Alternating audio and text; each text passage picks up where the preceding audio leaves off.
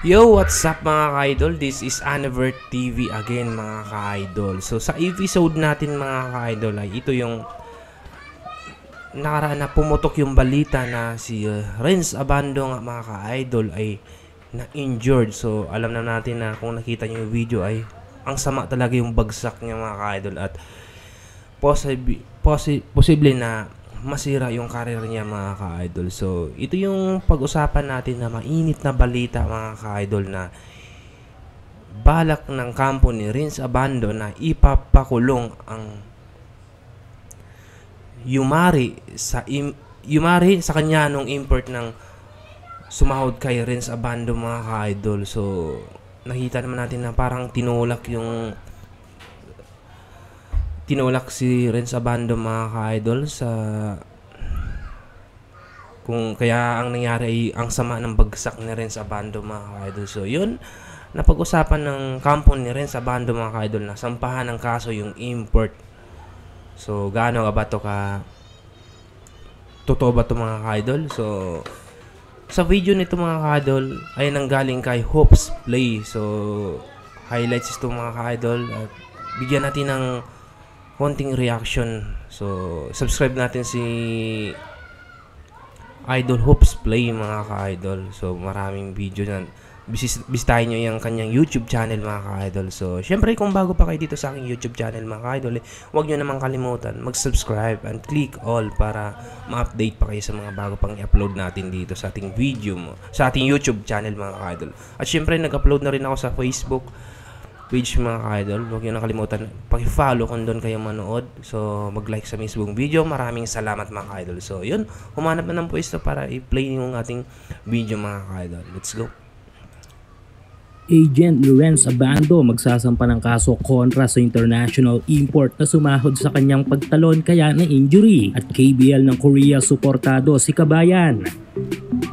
Aside sa malaking tulong sa karir ng ating mga Pinoy young hoopers, ang paglalaro ng mga ito overseas ay malaking benepisyo din ito kung iisipin para sa ating national team. Try to imagine, gaganda ang development ng ating mga malalaro sa paglalaro nila sa mga top basketball league sa Asia, kung saan ay may magandang sistema, trainings at may nakakaharap pa silang mga imports kung saan ay ang iba pa nga dito ay mga dating NBA player. Isa kasi sa bagay na magpapalawak sa kaalaman ng isang player sa larong basketball ay ang experience na kung saan ay nakukuha nila sa pamamagitan ng makikipagtunggali nila sa iba't ibang klase ng mga malalaro. Ito yung mga players mula sa iba't ibang lahi. May taglay na mahusay na mga skills at may taglay ding iba't ibang sizes. Kung kaya't win-win situation ito kung tutusin para sa kanila, sa kanilang mga pamilya at the same time sa ating mga Filipino. Nang sa gayon ay pagbalik nila sa bansa, lumaro man sila sa ating national team or magstay sa ating local basketball league, ay may babahagi nila ang kanilang mga natutunan mula sa paglalaro nila overseas. Kaya nakaka-down ang ilang mga komento sa social media na ibinabato sa ating mga kababayang naglalaro sa Japan at Korea ng ilan sa ating mga kapwa Pinoy, kung saan ay kundi ba siya hate ang mga salitang kanilang binibitawan. Ito ang mga Pinoy na hindi iniisip ang hirap at sakripisyo ng ating mga overseas player. Though may magandang sahod at quality development ay nakataya din kasi dito ang kanilang buong career o pupwedeng pati ang kanilang buhay. Numero unong halimbawa na nga dito ay ang ating kababayan sa KBL.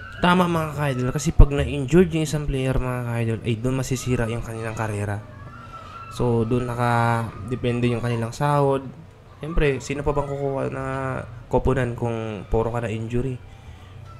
Wala na, di ba? So, yun. Tama lang yung napag-usapan ng kampo ni Abando na sampahan ng kaso yung import mga ka-idol ng Korea na si Renz Abando na nakatamo ng multiple injury sa kanilang isang laro na nagbibigay peligro ngayon sa kanyang basketball career. Lahat naman siguro tayo ay alam na ang naging dahilan ng pagkaka-injury ni Kabayan. Ito nga ay nang masahod dito sa kanyang pagtalon. Nauna ang likod ni Abando sa kanyang pagbagsak. Makikita ang lakas ng impact ng pagbagsak ni Kabayan. Malaki ang magiging epekto ng injury nito sa career at sa laro ni Abando. Hindi nakakasiguro kung may babalik pa ang dating laro ni Kabayan after ng kanyang mga gamutan. Possible mababawasan nabasa ng ilang aggressiveness nito sa game na bagay kung saan ito nakilala. Kung iisipin ay hindi sapat ang naging hatol ng KBL sa import na si Chinano Nwaku na nakuha ng NBA team na Houston Rockets noong 2016 NBA draft dahil fine lamang ang binigay dito kung saan ay posibleng buong career o buhay ng player ang nakataya. Kung kaya't dahil dito ay gumawa na ng paraan ng mismong agent ni Abando para sa mas matinding aksyon para dito sa former NBA draftee. Ayon sa Korean basketball page post sa social media na palaging nakatutok sa mga kaganapan sa KBL ay nag-appoint na daw ng abogado ang agent ni Abando para sa isang legal advice. Nang sa gayon ay makapagsampa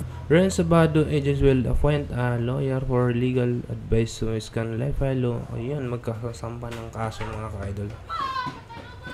Pa ng kaso kay Nwaku. Magsisilbing halimbawa ito sa mga malalarong may dalang maruming laro sa kahit anong sports. Minsan kasi ay hindi nating maiwasang ma-frustrate sa game. Pero kung gagawa ka ng bagay na ikakasira sa buong karir ng kapwa mo malalaro at atleta, ay hindi naman tama yon. Para sa akin ay good move ang ginawang ito ng agent ni Renz. Gaya nga nasabi ko ay hindi na may babalik ang nangyari kay Kabayan. Ang dapat na lang dito ay maparusahan ang manlalarong may gawa nito ng sapat sa kanyang ginawa. Pero bago yan ay tuloy-tuloy pa rin ang pamimigay ng up to 6,000 pesos bonus ng legit betting. Yun mga ka-idol na. So, kayo mga ka-idol, payag ba kayo na tama lang yung ginawa ni Renz Abando magsampa ng kaso sa import? So, ang magandang balita dito mga ka-idol ay panig sa kanya yung Korean Basketball League sa Korea mga ka-idol. So, kumbaga suporta sa kanya. So, yun lang yung magandang balita dito mga ka-idol. So, sana ipagpatuloy ni Renz Abando yung kaso para mabigyan naman ng hustisya yung kanyang injury at lalong-lalo na masisira yung kanyang karera mga ka-idol. So, sana nagustuhan niyo yung video mga ka-idol. Maraming salamat sa inyong pagpanood. See you next video na lang mga ka-idol.